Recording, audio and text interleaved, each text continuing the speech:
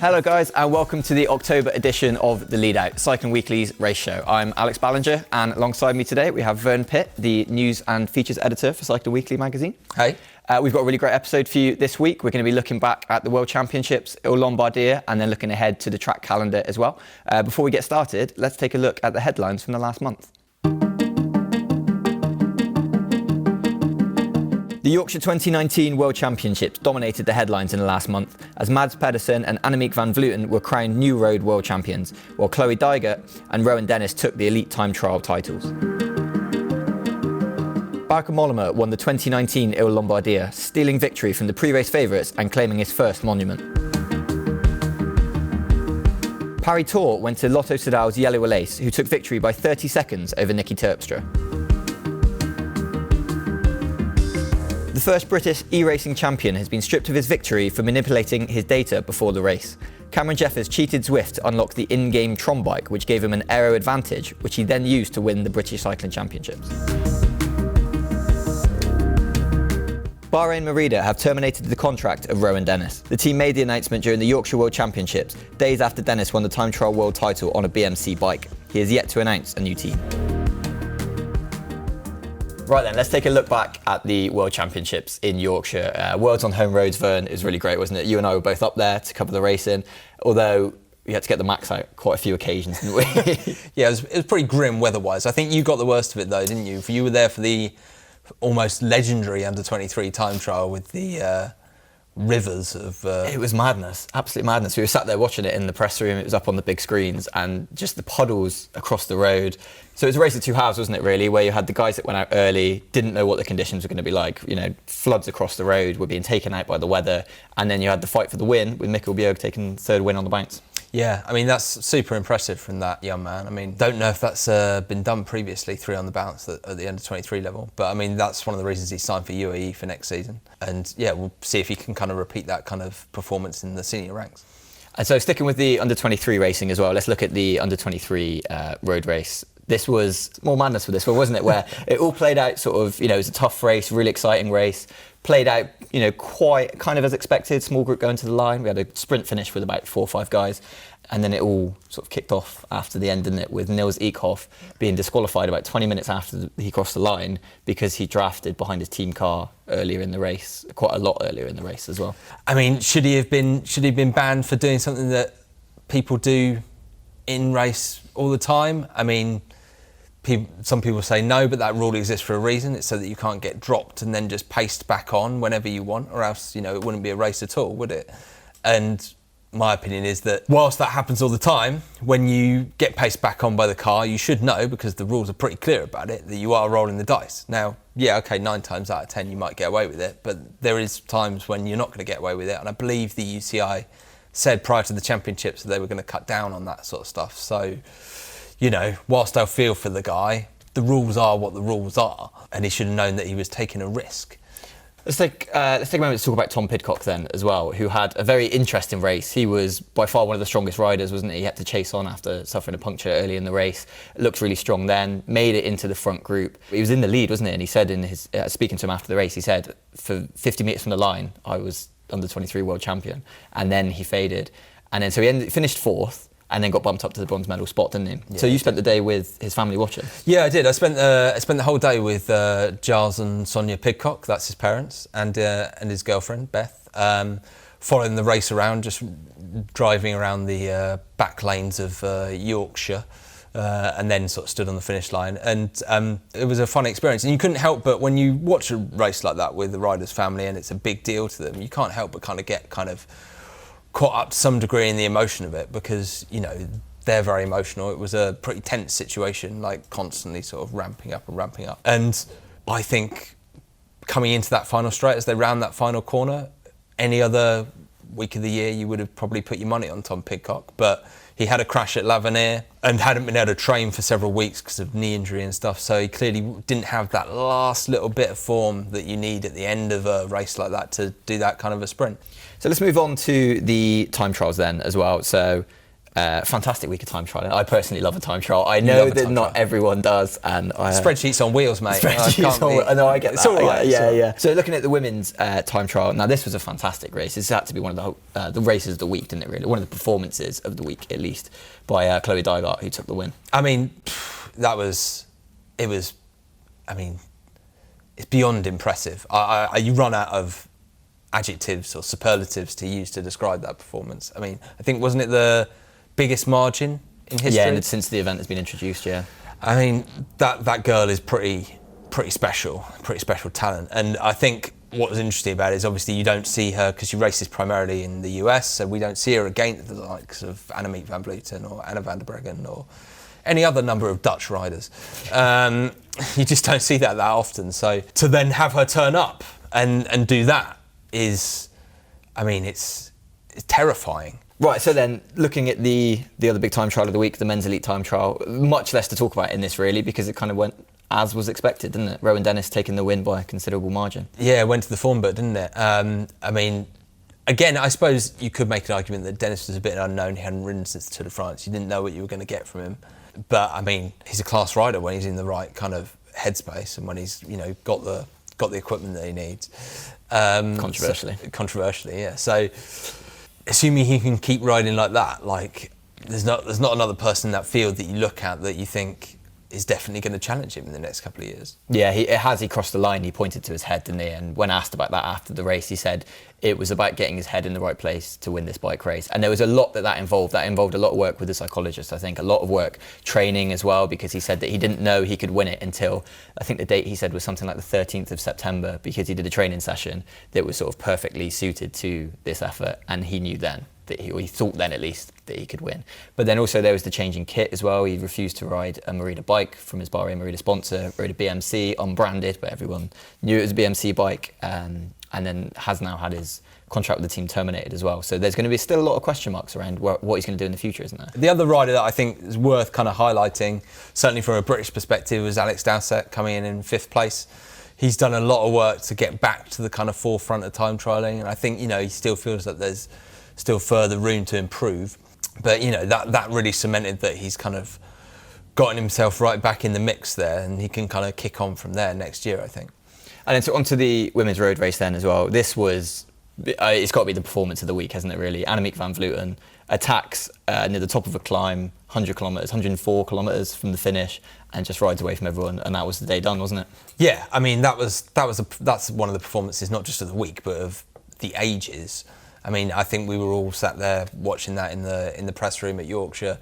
Sort of general consensus was, well, that's not going to last, is it? Like that, this is a canny move tactically, but that's not going to work out. And a couple of hours later, or several hours later, she comes and wins, having had no one able to catch her. I think that the Dutch. I think the thing that sort of is worth mentioning is not just her individual performance, but the team performance of them having Van der Breggen in that group. If Van der Breggen hadn't been there, I think that would have made that group much more cohesive, would have given it much better chance of catching Van Vleuten eventually. But they're all looking around thinking, well, as soon as we catch her, Van der Breggen, who's been sat on the back the entire time, is going to go.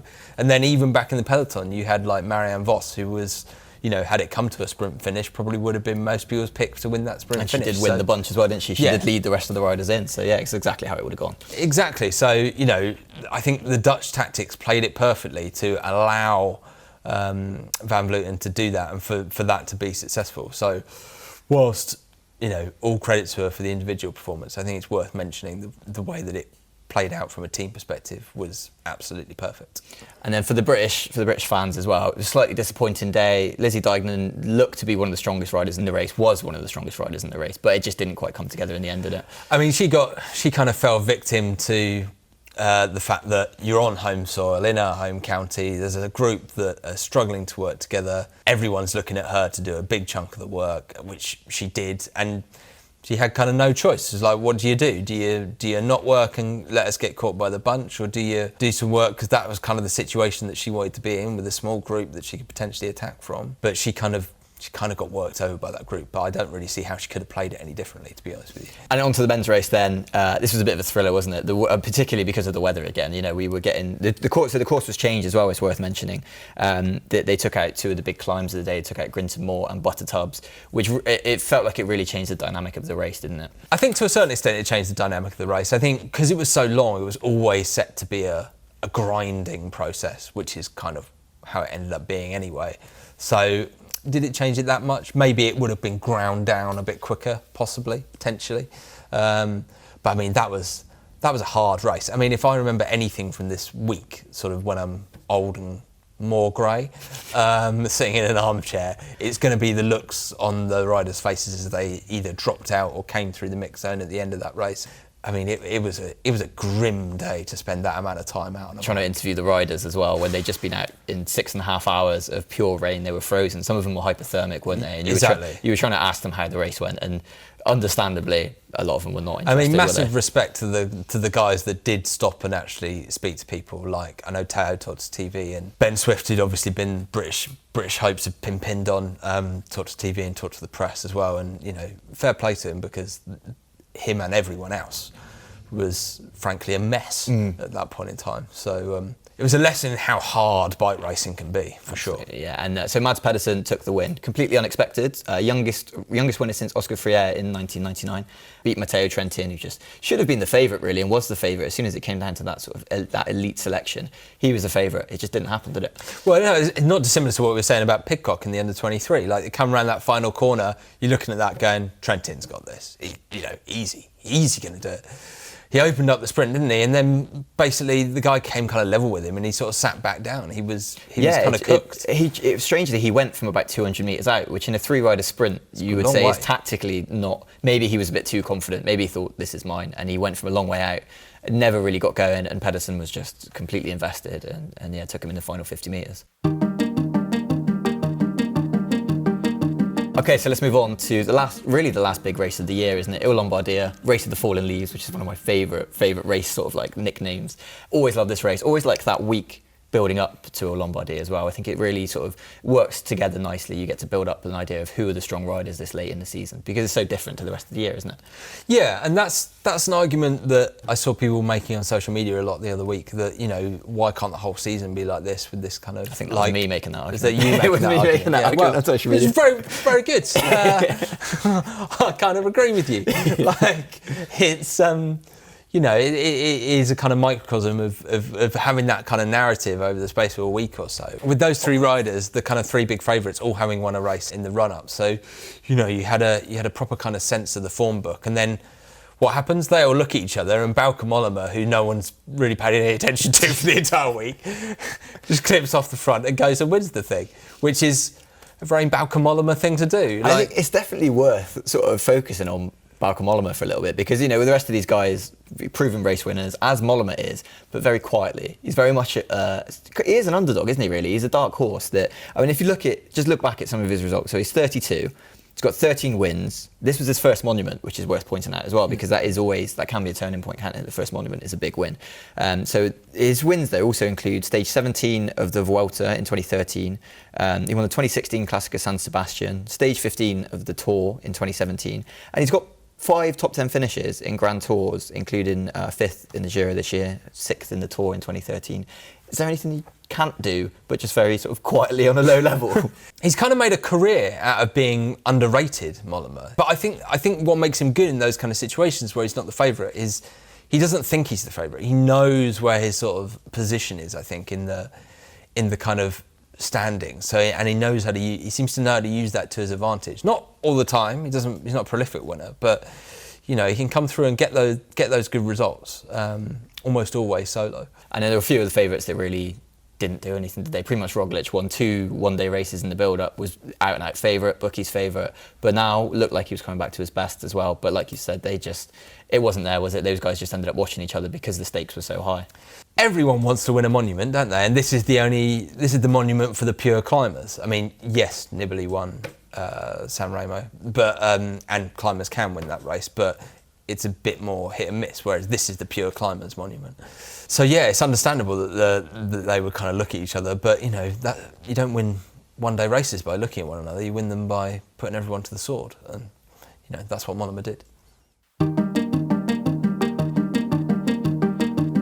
Let's look to the track season, which, Vern, you are a big track fan, I like a bit of track. Sadly, we haven't got our colleague, an esteemed and glorious leader, Simon Richardson here, who loves track more than... It's probably healthy, really. Has an encyclopedic knowledge of individual pursuit records. He does. Which is a very niche claim to fame, I think, isn't it? Well, he's got a spreadsheet. I mean, it's the same thing. So, Who Bought Bike are really the big story for the winter this year, aren't they? Just because their future is uncertain, and yet they are one of the strongest teams racing. Yeah, I mean, say their future's uncertain is kind of a bit generous at this point. I mean, I think their future's fairly certain in that they're not really going to have a place to apply their trade at the end of this season, barring some sort of turnaround from the UCI, which frankly seems fairly unlikely. But yeah, they're obviously going to be setting out to win World Cups as they have done the past couple of years. And we love their kind of plucky underdog story. Whether they're actually underdogs anymore, I'm not 100% sure. But a bunch of guys sharing some student housing in Derby is still it's still something enjoyable to root for. That will be an interesting sort of thing to see unfold, seeing whether they can kind of accomplish that. And then obviously they've got this plan, which they had sort of originally set for last August, to go to altitude and make an assault on the individual pursuit, the team pursuit, and the hour records over the space of about a week, I think, which will be, interesting. They've got data that says that it's, all doable. I wouldn't dispute it probably is doable, but actually doing it is a slightly different matter. Yeah. But and then, so let's look to the upcoming Track World Cups as well. So this is a particularly big year for the track, isn't it? Because it's coming up to an Olympic year. And so this is when you start to look at results and think, okay, is this how it's going to go in the Olympics? Yeah, to use a cliche, it's squeaky bum time this winter. If you're a track rider and you want to go to the Olympics, you're going to have to show what you can do over the course of this World Cup season. So we have Laura Kenny, who's targeting 3 disciplines at the Olympics and at the World Cups as well. So she's looking to the Omnium, Team Pursuit and the Madison. Madison's a new addition to the Olympics, isn't it? I really love the Madison as well. I think it's a great race. It's chaos, isn't it? It is utter chaos, which used to be my primary objection to the Madison, that no one, including possibly some of the riders, had a clue what is going on at any given time. But I've sort of come around to quite liking it. You sort of learn to read it after a while. And once you can do that, it actually becomes quite exciting. The hardest part about it is just trying to find where the front of the race is, isn't it, really? Yeah, I mean, the UCI, you still have to have the guide pointing. Yeah. Which, it's a foolproof system. Yeah, exactly. And then, so Katie Archibald as well, also looking to the Madison and Team Pursuit ambitions, but she's let the Omnium take a back seat, hasn't she? Because she really wants to focus on those 2 disciplines. Yeah, I think she said that, back to us, I think last year, this kind of time last year, I think she decided that trying to go for all of them was hedging her bets too much, and you're better off kind of trying to focus on get the spots for 2 of them, because, and I've said this countless times, the women's endurance pool at British Cycling is probably one of the deepest bits of the programme. I mean, you've got easily a Team Pursuit squad that you've got 3 reigning Olympic champions there, plus you've got the likes of Emily Nelson and Nia Evans, sort of newer riders that are quite capable of being in there, and then there's a whole undercard of riders that really frankly aren't very far off that themselves. So you can make a pretty strong case for that being the deepest part of the squad. So I don't think anyone in that part of British cycling can kind of take their spot for granted. So what else do you think we should be looking out for at the World Cups that are coming up this winter? Well, obviously there's the men's Team Pursuit squad. Certainly the British lineup for that is not 100% certain even at this point, because you've got youngsters like Ethan Hayter, who makes a pretty good case, having been former world champion. Obviously Clancy's still around, Charlie Tanfield, and then you've got Kian Amadi, who kind of fits more into that sort of more modern pursuiter mould of really big sprinters who can then sort of adapt to riding a team pursuit, which is basically what the Aussies have done. So obviously, there's a fight to get in the British squad for that. Then there's Viviani, potentially coming back to defend the Omnium, and I think he's going to be doing some track racing over the winter. Who's going to challenge him? Because at the Olympics, you do get people from the road come back, like Cavendish did back in Rio. So it'd be interesting to see kind of whether we see some people doing that again with hopes of going to the Olympics or not. Potential for Cavendish as well. He's doing a couple of 6 days, so we've found out he's doing London 6 day, and he's also just announced he's doing the Ghent 6 day. Is there potential for him to go back? Because I know that a gold medal is something he really wants. Yeah, I mean, obviously he got his silver medal in the Omnium at Rio, but if there's one thing everyone knows about Mark Cavendish is that he likes winning things. So I'm sure there'll be a bit of him that wants to win again. He's been very non-committal with the press. We asked him a couple of weeks ago outright if he was going to go back, and he said maybe. I suspect maybe will be his answer until we find out. Until we find out, yeah. Until someone either selects him or doesn't select him. Right, let's move on to our last segment then. This is the fun one. This is our little discussion topic for the week. We're going to do the 30-second effort. We're going to bring back the 30-second effort where we will introduce a discussion topic, and then each of us are going to get 30 seconds timed. Oh, we're both going to get it. We're both going to get it, don't worry. So Okay. I'm going to have to embarrass myself Okay, to try and come up with some reasons. So the discussion topic we're going to look at is, does the UCI need to drastically change the cycling calendar? So we've got 540 votes. So 53% said no, the cycling calendar is fine, doesn't need changing. 47% said change is needed. So obviously that's a decisive win. 53% decisive. So, right then, Boom, it's your turn first. Let's get the timer. I'm going to have to go and get the timer. Okay, so does the UCI need to drastically change the cycling calendar? 30 seconds, starting in 3, 2, 1, go. No, the UCI doesn't need to drastically change the cycling calendar, if only in part because moaning about the cycling calendar or the UCI is roughly fourth on most cyclists' list of hobbies, behind drinking coffee, eating cake and actually riding a bike. So we wouldn't want it to be perfect now, would we? Or we'd have nothing to talk about. And anyway, starting from scratch is not really possible. I mean, it's not actually in the UCI's gift to change it over entirely. They have to do it in conjunction with all the race organisers, and there's a lot of money at stake, and that's not easy.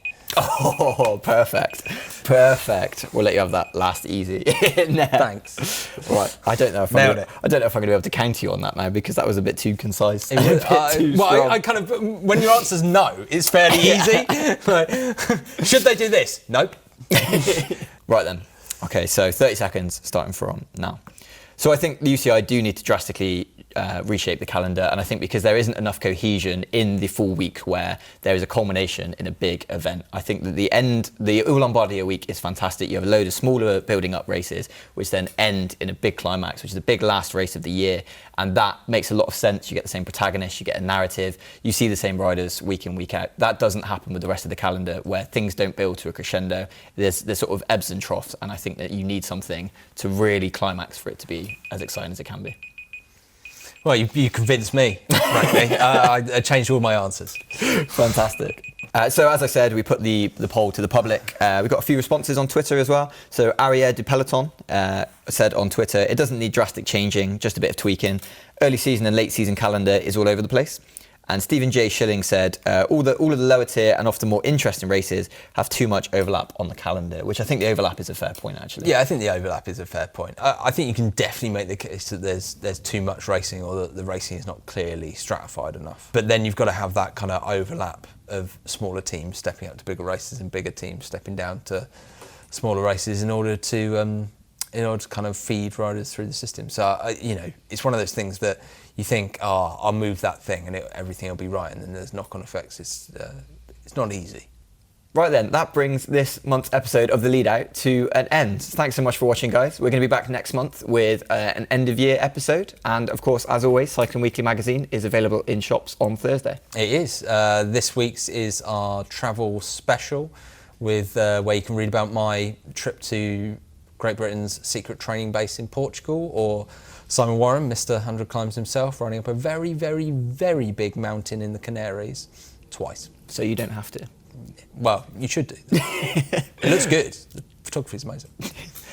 Thanks again for watching, guys. Don't forget to like and subscribe to our YouTube channel, and we will see you next month. Right, now then, let's take a look back at the World Championships on home roads, Yorkshire. What was that? That was really weird, wasn't it? I just weird. Just shouted Yorkshire. Yorkshire. To me, it's like, okay. Right then. Let's do that, but better. Yeah.